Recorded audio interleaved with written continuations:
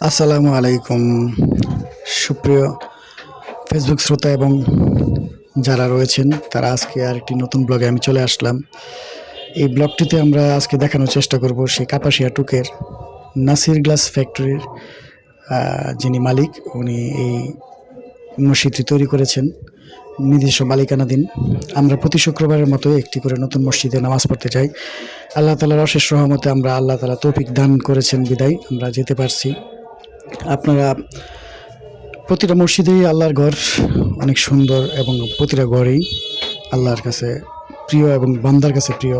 তারপরেও আমরা এখানে যাত্রা বিরতিতে চা খেয়ে রওনা দিচ্ছি আমরা সেই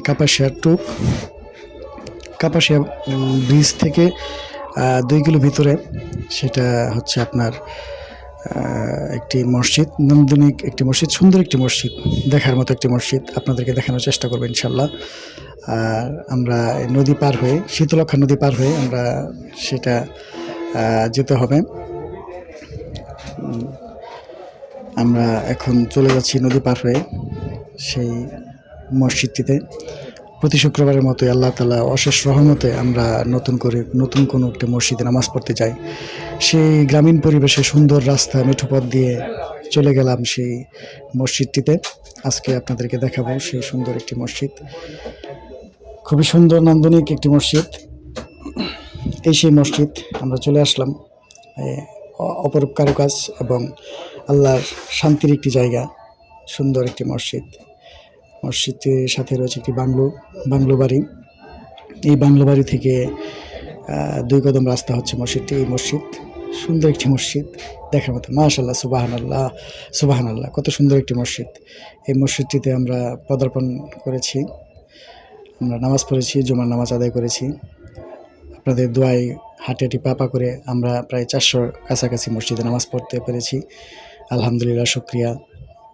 এত বড় একটি নিয়ামত আল্লাহ আমাদেরকে দান করেছেন। সুন্দর অজুখানার অজুর ব্যবস্থা করে রেখেছে এখানে। আর মসজিদটির পাশাপাশি রয়েছে মাদ্রাসার অনেক স্টুডেন্টরা এখানে দ্বীনি শিক্ষা, ইলম শিক্ষা গ্রহণ করেন। এবং সেই মসজিদের সম্মুখ দিকে এটি।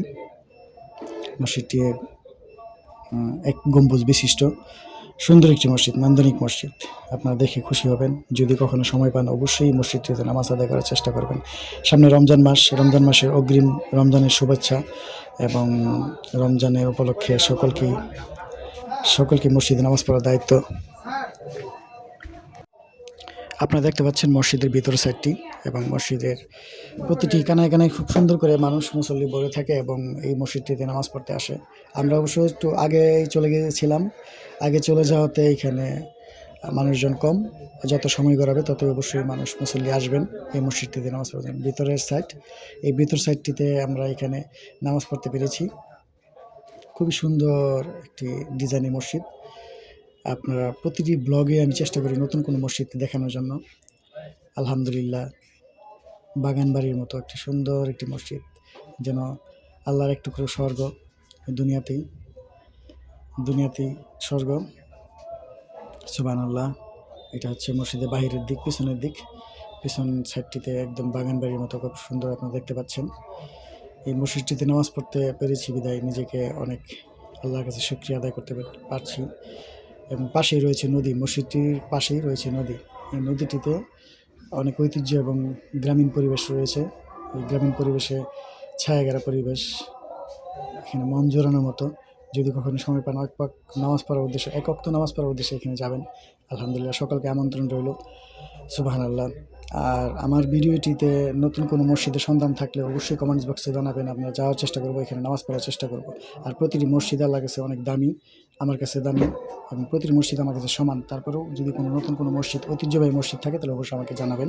আর সেই সাথে এই ভিডিওগুলো দেখে আপনাদের জন্য ভিডিও তৈরি করা, বিভিন্ন মসজিদগুলো তৈরিকৃত মসজিদগুলোতে নামাজ পড়ে আপনাদের সামনে তুলে ধরি ব্লগ করে। এবং প্রতিটি ভিডিও শেয়ার এবং লাইক কমেন্টস অবশ্যই করবেন। আপনাদের উদ্দেশ্যে এই মসজিদগুলোর নামাজ পড়া ভিডিওগুলো আপনাদেরকে দিয়ে থাকি। ইনশাল্লাহ পরবর্তী সময়ে অবশ্যই আরও ভালো কিছু